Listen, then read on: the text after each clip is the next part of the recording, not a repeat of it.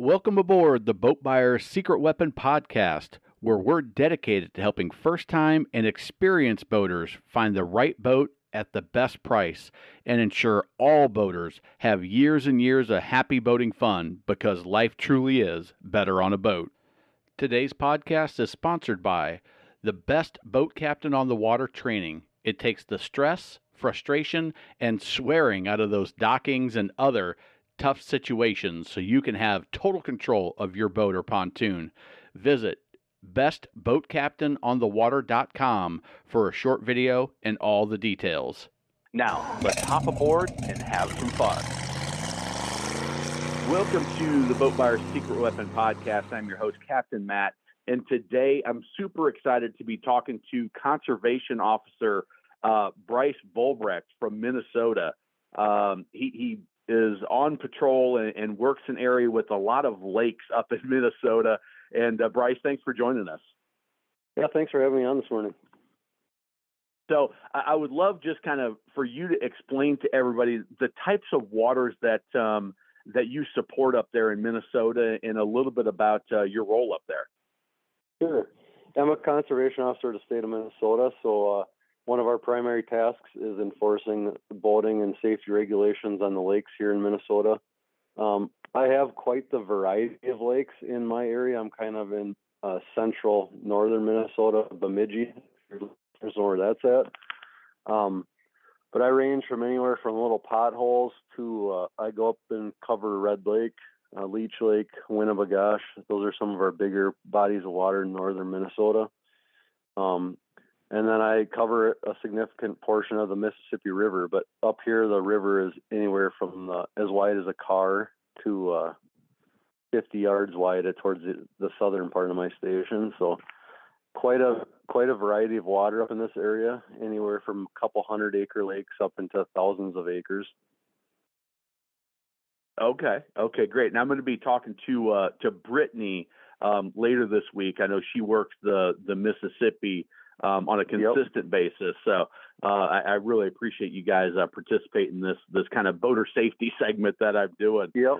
So what kind of boat do you run? Are you trailering a boat around to all these different lakes? And I've got them pulled up in front of me. So in the little screen that I have on Google Maps, there's probably 50 lakes that I'm seeing. Oh yeah, yep. At least 50 lakes in my patrol station. It's pretty busy. A lot of recreational boating as well as fishing. I just got a brand new Lund 1775 crossover with a 150 Honda on it, so that's what I'm patrolling with right now. In the past, I've had Warriors 18-foot with 150s on them. If we get up north a little bit farther and I go work with some of the people on the bigger bodies of water, Lake of the Woods and Red Lake, we jump into 20-foot Lunds. They have a few different varieties of Warriors up in those stations. So, but my primary boat's about 18-foot Lund right now. Okay. Well, just curious, kind of what your day looks like and where you're all headed. So, what I want to focus on is most of the people listening are pleasure boaters, Sure. So I want to share that information. Kind of the common mistakes that you see that are being made that, with just a little bit of knowledge could be avoided on some of the busier inland lakes. So what does that look like? What are you seeing out there on a weekly basis? Seeing a lot of the stuff is just aren't checking for safety equipment before they're heading out. So they'll be short a couple life jackets or don't have their fire extinguisher with when they're required to have that. People aren't remembering to renew their registrations on their boats. That's a very common thing we see. And then another thing is people don't check their navigation lights before heading out. During winter storage here in Minnesota, you get different rodents in there that can chew wires or a fuse pops, and then people are out well after hours without navigation lights just because they don't check them before they go out. So those are some of the more major things or the most common things we see. Yeah, that anchor and navigation light's a big one. Is anytime before we go out is like cupping your hand around that navigation light and seeing if they're coming on. And it can be a pain, but pulling out that anchor light, getting it set up, and just checking it, because you never know when a bulb's going to go or a wire's going to be corroded, or, like I said, a critter gets it. Yep, and you'd be surprised at how many people that happens to, and they just don't check it or think to check it before they go out, and then they're out on the lake in a dark gray or a dark blue boat, and they're extremely hard to see. And we have had boating accidents in this area in the past few years, but they just don't think to check it, and then they're out there and they're very difficult to see without their navigation lights on. Yeah, and it's usually just a matter of not being prepared, not thinking about, oh, we're not going to stay out that late tonight, I'm not really worried about it. Next thing you know, sun's going down and you're having a great time. You stay for an extra hour. Just an important safety check before you go. I've been there, so yeah, for sure. Well, what are Brice? What are a couple of things that you wish just all boaters knew? Whether they're first time, or you probably even see some experienced boaters make some basic mistakes. What would you tell your best friend that was getting into boating? Hey, you got to know these handful of things. I think people need to. In the last couple of years, it seems like there's more activity on the lakes in our area. Canada closed the border, so a lot of people that typically went through this area to Canada are now stopping and staying at the resorts here and adding extra pressure and activity to our lake. So just get to know the lake before you head out. There's several different options for that. You can go online or buy maps or whatever, but learn the lake and know where there are rocks on the lakes. Use your systems that usually shows rocks and other stuff like that out there. We always run into people that break down, so be prepared when you're going on the lake. If you're planning on a couple-hour fishing trip, it could turn into several hours if you have motor issues and you're stuck out there. We're always towing people in the shore when they break down and they have no extra water or anything like that. So take supplies with, just like you're going on a hiking trip somewhere, water and extra food. Get to know the lakes, and get to know your boat before you take it out. And that includes taking some time to learn how to back a trailer into the access or into the lake, so you're not tying up the access. And then we see people out with new boats and they have no idea how to operate them, or very little. So just get a handle on that and learn how to use your stuff. Yeah, I think that's a real big one. I created a program called the Best Boat Captain on the Water that focuses on how to operate your boat, putting in the controls, backing the trailer down, anchoring, tying it up at the dock, those basic things. But you guys also have a boater safety course requirement up there? We don't have the requirement. We do have the class. Okay. So a lot of kids go through that, and it's very good. They can learn all kinds of stuff like you said, anchoring and tying knots is an important thing. People don't even think about that, but they get to the access dock and they tie up their boat and they don't tie it up properly, and next thing you know, it's floating away. I've had stuff like that happen. People forget to put their drain plugs in before putting the boat in just because they get in a hurry and they're not used to their different steps to take to put the boat in the lake, and then you see a boat taking on water, and it's just simple stuff like that. Yeah, like you said, Brice, just getting to know your boat, getting to know your waterways, and kind of the, almost a checklist of here's the things that we need to go through before we go out. Check the anchor and navigation light. Is the anchor line there and the anchor rod all tied up and ready to go? Do we have fuel? Do we have extra water? Just tucked away in a compartment, have 6-10 bottles of water that are just there if you need it. All those things are so important. Now, you mentioned one thing, Brice, that I want to jump into a little bit deeper. Sure. Is, unfortunately on boats, they break down. Things aren't quite as consistent as they are jumping in your car and heading down to the grocery store. What are some safety equipment or things that are helpful in those situations, just to be prepared if things don't quite go as planned? Well, one of the easiest things is people do not have is a tow rope of some kind. Just if you do break down, you can get a hold of somebody and actually get towed in. And we go out and pull people off. We obviously have tow ropes, but most people don't have anything in their boat. Depending on if you're in current, you're going to want, like you said, an anchor or some way to secure yourself so you're not blowing up on the shore. We get some pretty strong winds that could push you up on the shore pretty easily if you're broke down. So you want some way to stop your boat so you're not getting blown up on shore and taking on waves up there. Or we have several rocky shorelines, or you get beat up on there, your boat's going to get destroyed. Just different stuff. We don't require it, but you could take flares with. Cell phones make it a lot easier now, so you can contact somebody if you're broke down.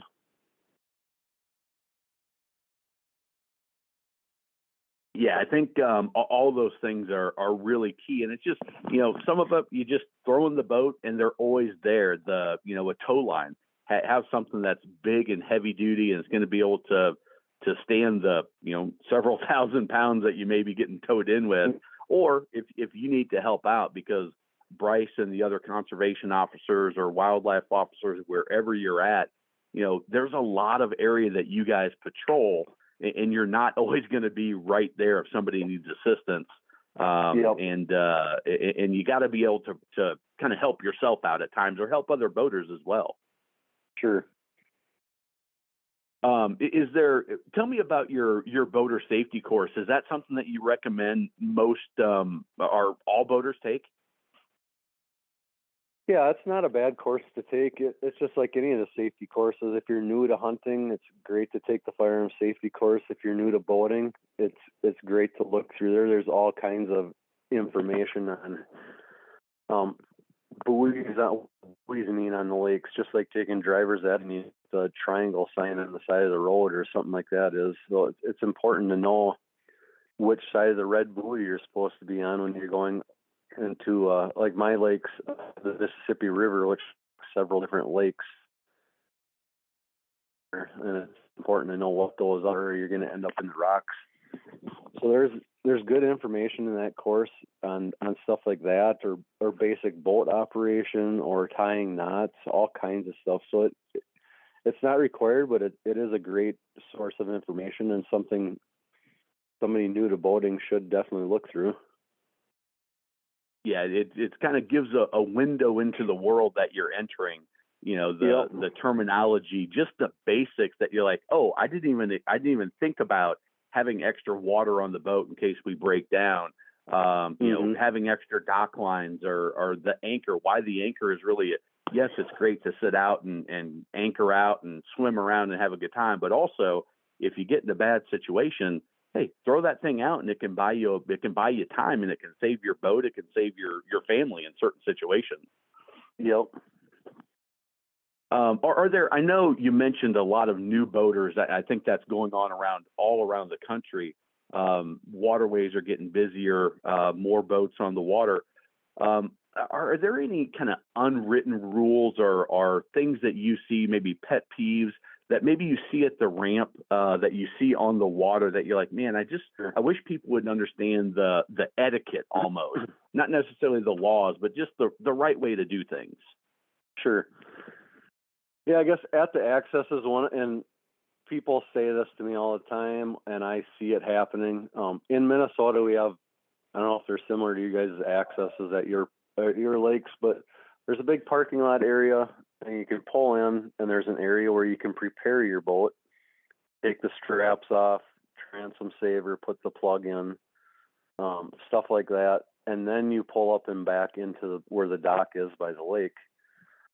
Well, when the accesses are busy, this is great because people lower or are moving other people's equipment into their boat to go fishing, can take their time at that area where the dock is, and then they start doing all their boat prep before backing in, and it just plugs up the entire access. And some of our accesses are both going in and out, and this can choke an access for 10 minutes and cause a huge backup. So we always tell people to get their boats ready before pulling into that final spot, but people still do that, and it just causes a headache and can turn into arguments and yelling between different people at the access. So that's one of the biggest things at the public accesses.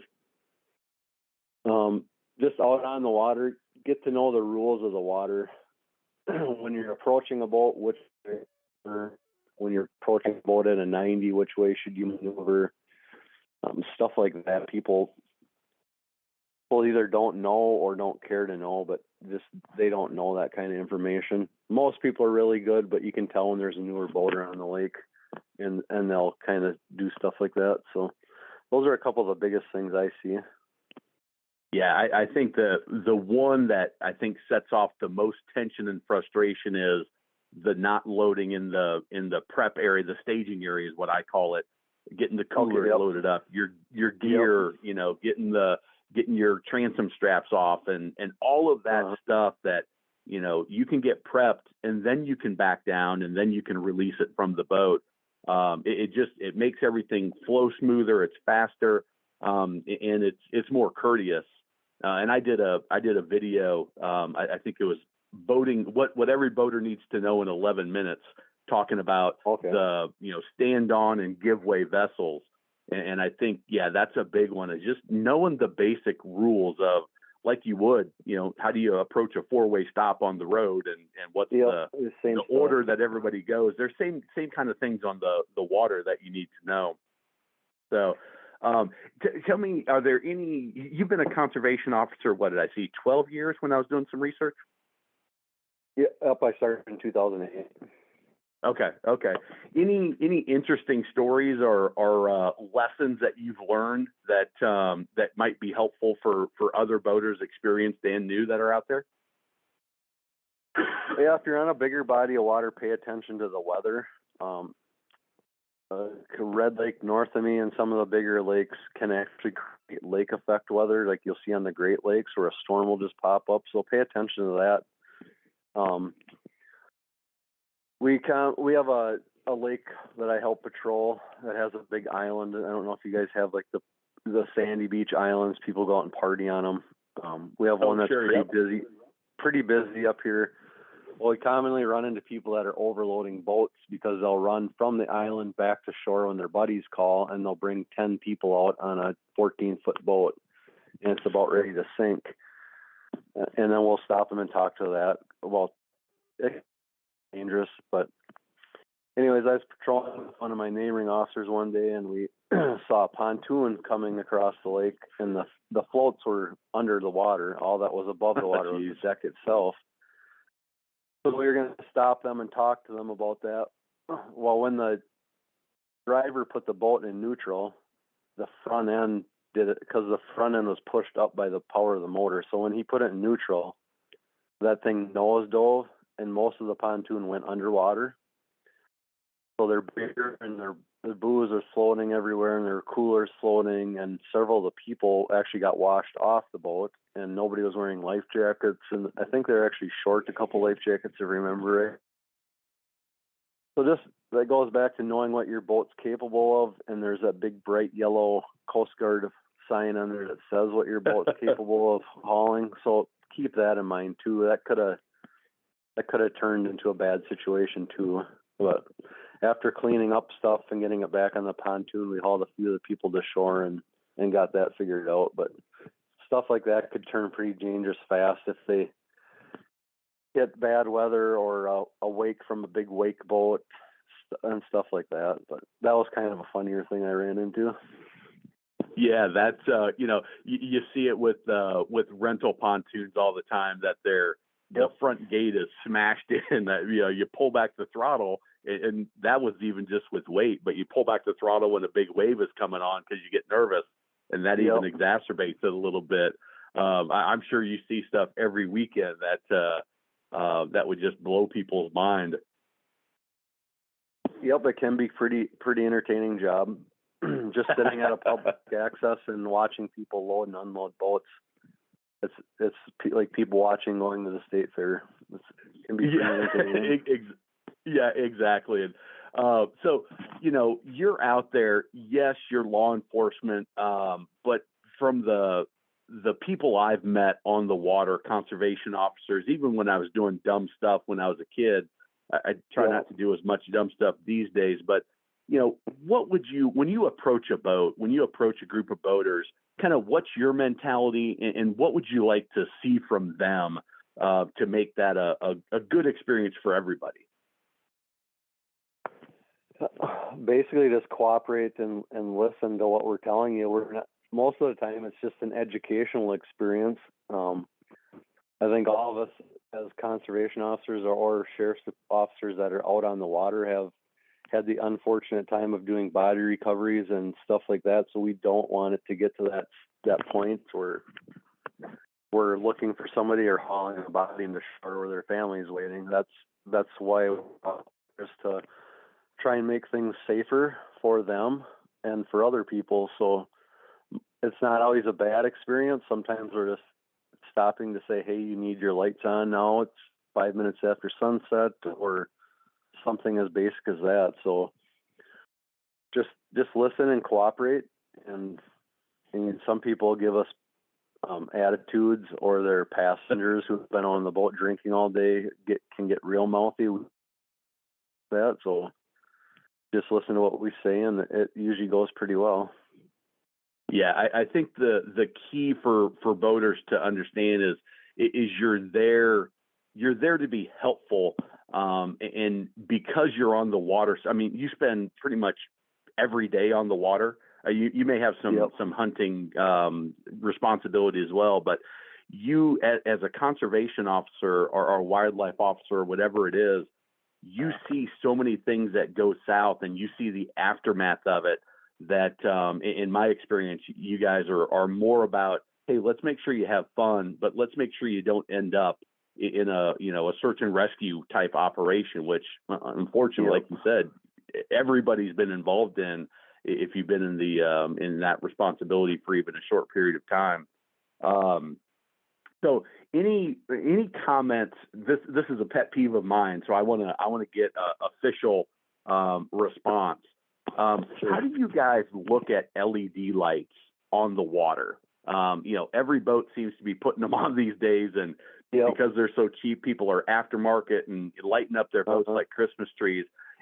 What are your official thoughts or your personal thoughts? I don't know if you can comment on the official ruling, because I know the Coast Guard ruling is vague at best. Yeah, I know what you're talking about. The big bright LEDs along pontoons are what we're seeing. I guess I'm pretty indifferent as long as they're not in any way affecting the navigation. So I can still see the bow or the stern light clearly. Too big of an issue with it, but the thing we're running to it, or I am in this area, is people think they have their big bright purple LED lights strung along the pontoon, that they don't need their navigation lights, and they still do. I can see how those LED lights can be confusing if you're out on the water a lot and you're used to seeing the red and green and the white and the black, and then odd color out, you don't know what it is. And I'm seeing more, and what's more frustrating is the white LEDs in the front that are landing lights or supposed docking lights, whatever you want to call them. Sure. They'll leave those on, and then you can't see. You lose some of your night vision, so you can't see part of the lake, and then you also can't see that red and green in the front. So I'm seeing more of that in this area, and that's more frustrating. So I'll stop and talk to them and just explain those don't need to be on, and we need to be able to see your red and the green in the front. So they're usually pretty receptive to that. Okay, that's awesome. So just make sure that it's clearly visible, your navigation light, those red and green, and that nothing's obstructing them or overpowering them with that's the big one, the big LED bar in the bow, and it's typically a pontoon. They tend to be more common, but make sure that they're visible. Well, that's awesome. Brice, any kind of last comments, anything that we didn't talk about or that you wish people would know when they're out on the water that's going to make it more enjoyable, safer, just a better time for everybody on the water? Anything that you can think of? Just remember your safety equipment. We didn't talk much about motor maintenance, but 4-stroke motors are very easy to maintain. You change, depending on how much you use it, usually change the oil once a year, lower unit oil before winter here. Keep up on your maintenance. If your stuff's running good, you're going to have a much more enjoyable time on the lake. Breakdown, things can get very frustrating. So keep up on the maintenance, and that'll help a lot. People that abuse their equipment and don't take care of it typically end up breaking down. But just remember to keep up on the maintenance. It's a lot more fun when you're out on the lake and you don't break down. Yeah, absolutely. Hey, that's an interesting question. How many hours do you put on a season up there? You know, I'm not even sure. We have to take our motors in and have them hook the computers up to do the check on the hours. I don't have an hour meter on my boat, so I'm not sure, but pretty much every day we're out on the lake, or most of us are. Yeah. And do you have technicians that you take it into? You certainly don't do your own work on your engines, do you? A lot of officers will take them into marinas, or we have a region shop in the area. I like to take care of my own stuff. I do my own oil changes and my own lower unit change, fuel filters, stuff like that. I don't know. I learned how to do it when I was young, and I just take the time to do it myself. Yeah, that's a great tip. I wasn't even thinking about any maintenance conversation but as many hours and as much time as you spend on the water, it's such an important thing to stay on top of, and it really does make the boating time more enjoyable when you don't have those little ticky tacky things that cause problems. And Brice, if you do go ahead. If you do break down, just stay calm, call somebody. We come and tow people off the lakes all the time. Same thing if you're in the boat and you're having a friend or your wife back the trailer in and they don't do it all the time and they struggle at it. Don't start screaming and yelling at them. That just makes things worse. So stay calm, be patient with people. Yeah, that's great advice for the whole time on the water, husbands and wives and the new boaters that are out there that may not know the etiquette, may not know exactly, they have the skills developed yet. Remember, you're on the water to have fun and to relax, and just be patient. You'll get out there. You're typically not in a big hurry, but that's great advice as well. But Brice, hey, I really appreciate you joining us. And any resources that you guys have available on the website, the rules, or you mentioned maps of the different lakes, any resources that you're aware of that may not be common knowledge? I don't think anything's not common knowledge, but our boating regulations book, which also has safety stuff and all kinds of information on that, is online. You can also download that to your phone, so you don't need internet connection all the time when you want to look at that. We also have a very interesting thing on our website called Lake Finder. So you can type in Round Lake, Beltrami County, or whatever county it happens to be in, and that'll bring up all kinds of lake information, the map of the lake, anything to water clarity, all kinds of information on there. What species of fish have been caught in there, when the lake's been stocked last. So that can be a very great resource if you're trying to. I love that. I'll put a link of that in the description. That's a fantastic tool. And that actually you caught my one other question that I wanted to ask is invasive species. I know that's something that that you guys have kind of had lots of trouble with, all the different waterways that you have up there. Talk a little bit about that, what it is, and why it's so important to do the emptying of your live wells and draining the boat. Yeah, so I would say about half the lakes in my area right now are infested with something. The biggest one in this area, I'd say, is zebra mussels. If you've ever been on a lake with infested with zebra mussels, they make the water really clear, which can be great for swimming and boating and stuff like that. But it significantly changes the structure of the lakes, and some of my lakes now, people can't fish during the day because the water's so clear. They have to go out at night. The fish are just really spooky, and I don't think we know the long-term effects yet of stuff like that on ecosystems, but we'll find out someday, I guess. And we want to just make sure we're not spreading that stuff. Most people will see adult zebra mussels are about the size of your thumbnail, but the little ones, like the villagers, the babies, are tiny. So any spreading of those will actually attach to weeds and stay in your live well and water, and you can't see them. So that's why we want to drain all that stuff and not spread it to other lakes. Yeah, it's one of those things that it's a real simple fix to stop spreading it. I don't the dealing with them, like you said, the long-term effects, that's not a simple fix, and we don't know what the end result is, but pulling your drain plug, draining all your live wells, all your fat sacks and your ballast tanks, and and making sure that if there are any weeds or little things that stick on your trailer, that you pull all that stuff off at the boat ramp where you are before you head on down the road to your next outing. I think it's more of just getting people to realize that you can't see everything that's going to cause a problem. So just do it every time. Just a matter of your regular checklist when you're departing, and can really slow down the spread of those invasive species. Well, hey, Brice, thank you very much. I appreciate you joining me, taking time out of your busy day, and I'm sure you've got to get back on the water here this afternoon. Yep. Let's pull up the anchor and run this podcast back to the dock.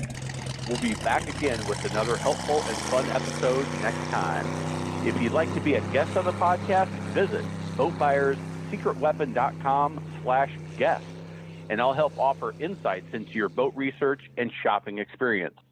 Also, we'd appreciate it if you took just 2 minutes to rate and review this podcast on Apple, Spotify, or wherever you get your podcast.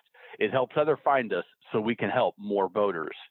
By the way, if you already own a boat and experience a little stress handling your boat or pontoon in some situations, visit bestboatcaptainonthewater.com for a quick video and all the details. Now, before we go, I want to leave you with a few first-time boating tips for when you own your new boat. Number 1, know your local boating laws, basic navigation rules, and how to operate your boat safely. It'll make boating even more fun for everyone.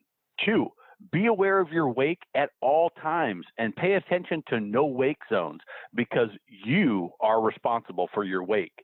When maneuvering at slow speeds, you can put out an enormous wake. If going slow, be courteous, save some fuel, and drop down to idle speed, just in forward gear to ensure there is no wake. This could save you an expensive ticket and will keep you from being that guy on your waterway. Number 3, boats do not have headlights. They have docking lights, specifically made for seeing in tight quarters and docking. Do not turn your docking lights on while cruising down the water. It can blind other boaters and is very dangerous, and again, could save you an expensive ticket. Number 4, follow the maintenance schedule for your boat. Change the oil, impeller, gear lube, winterize if you need to winterize in your area. Inspect your trailer tires, bearings, and grease the hubs if you're a trailer boater to ensure you don't experience expensive and unnecessary repairs that will impact your boating time. Number 5, always double check your plug is in, your battery is charged, and the fuel is full before heading out for a day on the water. It could just save your boating day. And if you're a trailer boater, I've got a few extra tips. Number 1, at the boat ramp, prepare your boat, your gear, and your guests in the staging area. Then, when you're ready, back down the ramp, unload the boat, head to the parking lot, and right back down to your boat to be fast and courteous to your fellow boaters, and don't tie up that ramp unnecessarily. Next, use transom tie-down straps when trailing your boat. Very bad things can happen if you don't, and they do happen. 3, check everything in the boat is secure before heading down the road. Seat cushions, gear, keys, towels, Even tubes and lily pads can get blown out when pulling your boat down the highway or interstate. And most important, have fun. Enjoy your boat and get on the water as much as possible, because life truly is better on a boat. Until next time, this is your friend in boating, Captain Matt.